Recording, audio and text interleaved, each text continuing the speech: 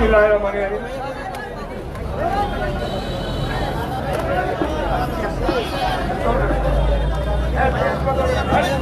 বিসমিল্লাহিররহমানিররহিম।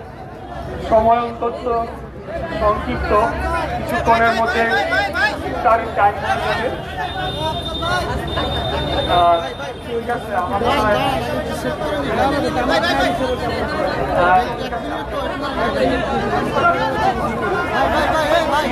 প্রিয় উপস্থিতিবৃন্দ, আজকে বাংলাদেশ জাতীয়তাবাদী অটো ভ্যান রিক্সা চালক দল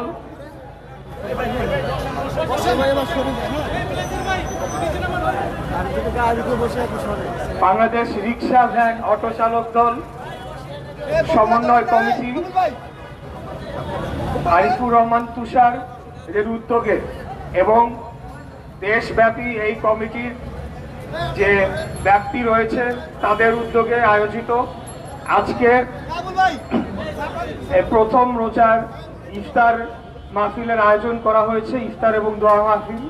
আমাদের প্রাণপ্রিয় নেত্রী দেশনেত্রী বেগম খালেদা জিয়া গত বছরও তিনি আমাদের সাথে ছিলেন, এই রোজায় তিনি আমাদের মাঝে নাই।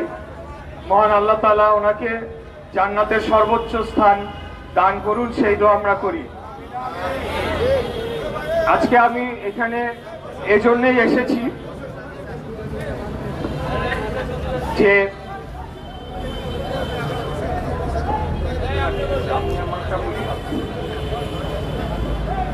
আমাকে যখন তুষার ভাই জানালেন যে আমাদের রিক্সা ভ্যান অটো চালক ভাইদের সাথে ইফতারের আয়োজন করা হচ্ছে, তখন আমি সমস্ত প্রোগ্রাম সব ক্যান্সেল করে দিয়েছি। আমি বলেছি ওনারা মেহনতি মানুষ, শ্রমজীবী মানুষ, খেটে খাওয়া মানুষ, কষ্ট করে তারা রোজগার করে পরিবার চালায়, তাদের সাথে বসে যদি আমি ইফতার করতে পারি আমি ধন্য হব। তাই আমি আজকে এসেছি এবং আমি সবসময় খেটে খাওয়া মেহনতি মানুষের পাশে থাকব, তাদের জন্য রাজনীতি করে যাব, তাদের জন্য কাজ করে যাব। আপনারা জানেন যে আমি সম্প্রতি ঢাকা 6 থেকে সংসদ সদস্য নির্বাচিত হয়েছি এবং আমাকে মুক্তিযুদ্ধ বিষয়ক মন্ত্রণালয়ের প্রতিমন্ত্রীও করা হয়েছে। মহান রব্বুল আলামিনের কাছে অশেষ শুকরিয়া জানাই।